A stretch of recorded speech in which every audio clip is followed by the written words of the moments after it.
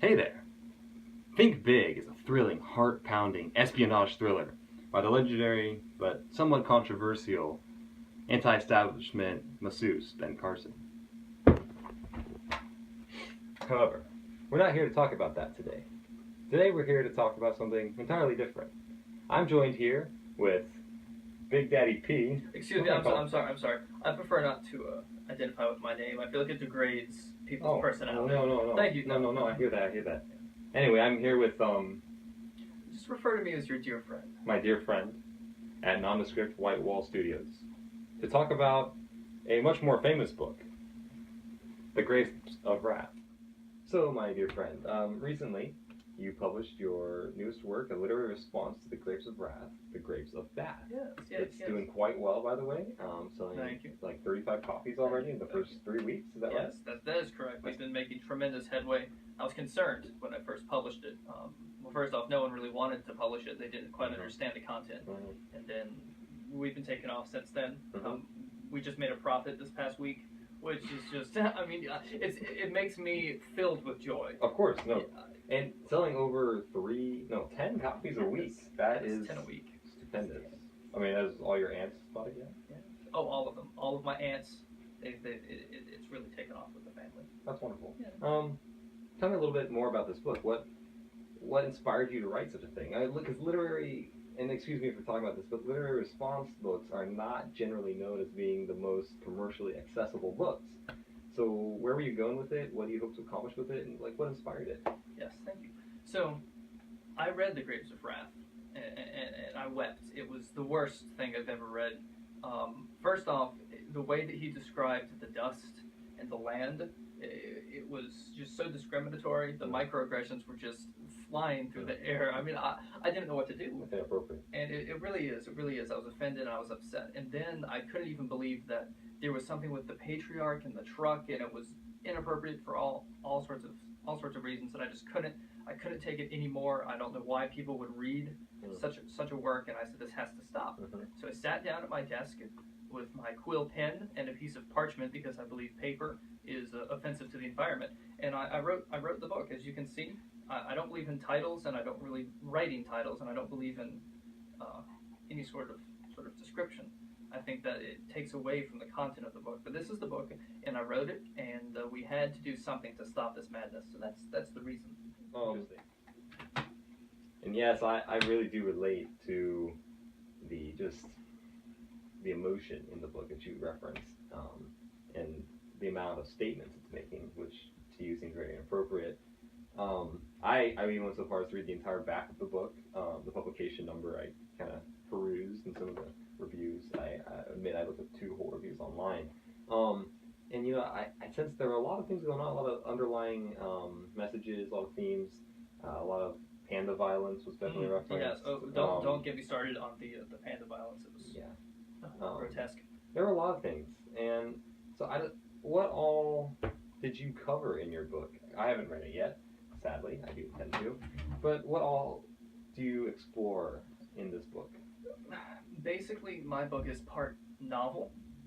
It's part commentary, and sort of a part analysis of this book. The novel part is essentially a retake of this book. So as opposed to having these wrathful grapes going around in the dust and doing all this nonsense, they're simply they live in a small town called Bath, and they live in a peaceful, lovely community, and they have a lot of fun. The commentary, we discuss essentially everything that's terrible about this book, and then sort of the analysis, we delve into why Steinbeck did all these awful things with this awful book that he wrote.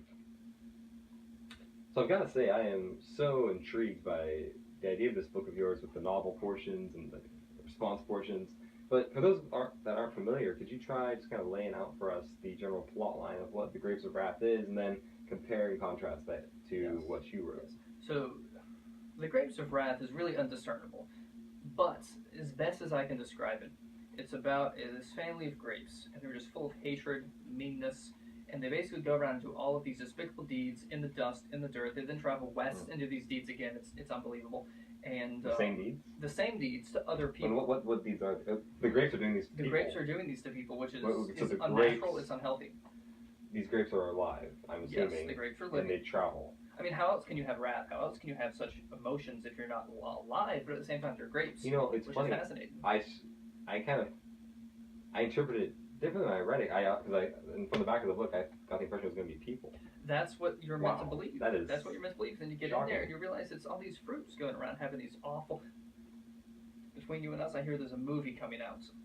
There's a movie, and it's the same thing. That Rogan fellow, that Seth Rogen fellow, he's got fruits and vegetables, and they're living, and they do despicable things, and it's coming out. Steinbeck has created a trend, and it's going to infiltrate society, one thing at a time. Well, you do know there was a film adaptation done back in the 40s or 50s, I believe, with Henry Fonda. Loosely based on the kind of inspired by it. Yes, very little in common. So I did watch that film, and I'm sorry, it's a huge mistake. Yeah, there were no grapes. No, there were no grapes. Like I said, loosely inspired. Yeah, wow, interesting. And so you speak of these terrible deeds that these grapes are doing. I'd be curious to hear about what these deeds are and why you found it so despicable that you would go out and try to destroy the reputation of this book. Like, what about it? What did they do that was so offensive to you, and why? They broke my heart, and I don't want to describe what they did. I know here at Nondescript Studios, you like to keep things kind of PG, and so I won't describe the atrocities that went forth. You want me to describe them? Oh, in detail. In detail. Okay. Well, basically, splatter these white walls. If I remember grotesque depictions of death, both of humans and grapes, which should never be described in literature ever under any circumstances. There's no benefit to it at all. No. It's unthinkable. Their truck, which they drove, broke down. And in detail, they described how they fixed it. I mean, this is automobile nudity at its worst. And I mean, I know you... He wrote that? He did. He wrote that. When did this book come out? He wrote it in the 1930s, which you would think that it would be a little more tame, but no. Mm-hmm. No. Yeah. Shocking. Okay.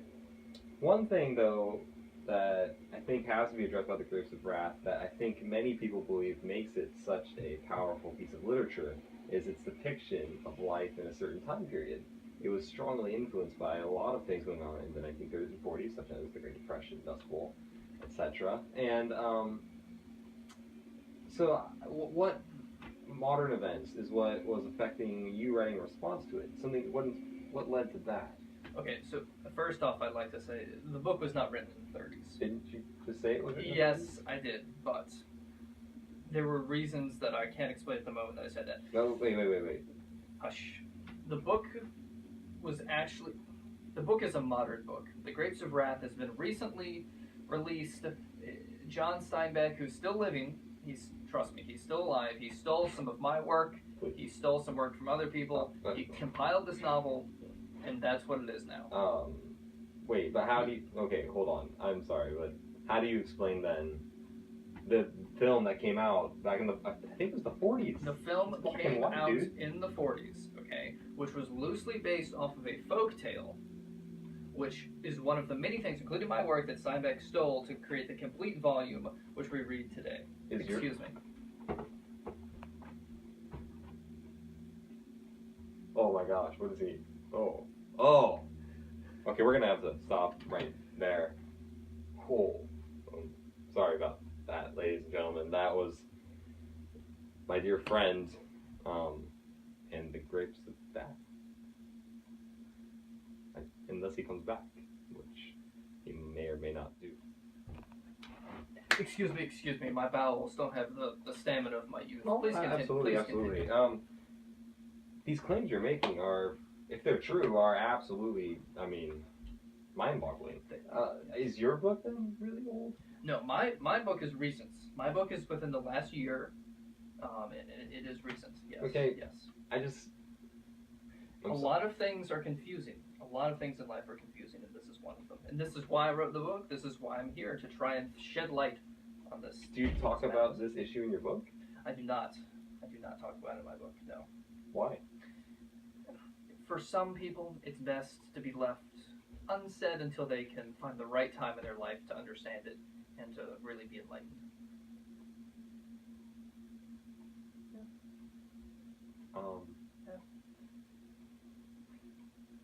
Wow, man, that's That's some crazy stuff, folks. That's crazy stuff. My dear friend, you have shed some light on some very, very fascinating things. I do have one more question for you, if that's all right. Do you have time for that? Oh, please, please. I know you're a busy man. You have a lot to do. My question is this. Could you give us a couple examples of some of the ideas that you flesh out from the Grapes of Wrath in your book that were major issues that you saw represented in that book that should not have been represented in a book that was written in the 1930s or 40s? Because to me, that would be proof that it's a modern book. So what were some modern things that someone, that Steinbeck in his youth, if he's still alive, couldn't have known about? You see what I'm saying? Yes.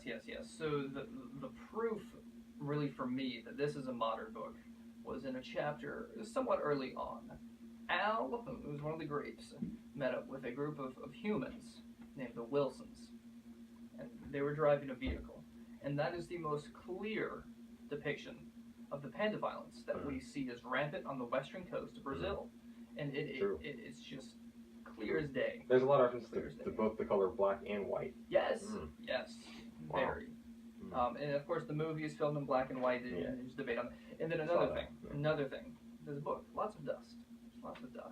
And if you really read into it, you can really understand that this is a clear depiction of the dandruff that is just sort of spewing forth from the Donald Trump campaign. Not to get political. Well, the dandruff from the campaign, or the people in the campaign, or the grapes in the campaign? All of the people in the campaign spew forth dandruff, which is represented by the dust in the book. That's how we know this is a modern book. The grapes are buried in the dust. Now, grapes exist now, and they exist in the book. I don't know what else you could possibly want. I don't think you could draw any other conclusion from that. You can't. You just can't. It's clear as day. That's absolutely fascinating. My dear friend, thank you so much for joining us today here at Nondescript WhiteWall Studios. Thank you for having me. A pleasure. You have an incredible facility here. Thank you. It's just wonderful. I know your producers and your crew are some of the best. My own personal copy of The Grapes of Bath, and signed by myself. Signed? You signed it? As my dear... Yes, as my dear friend, like I don't recall my two names. Can someone find you on Facebook? Yes and no. I do have a Facebook account. I have all sorts of lovely things on there. However, like I said, don't use names. The account doesn't have a name. It's challenging to find, but it is findable. Find some friends that are friends, or some friends that are friends with me, and you'll be able to see me. I have an account. I have a picture. There's no name. Do you have a birth certificate? I do have a birth certificate, but like I said, that they don't quite agree with my philosophy, but it's all worked out. What does it say? I don't like to talk about it. So, thank you for having me.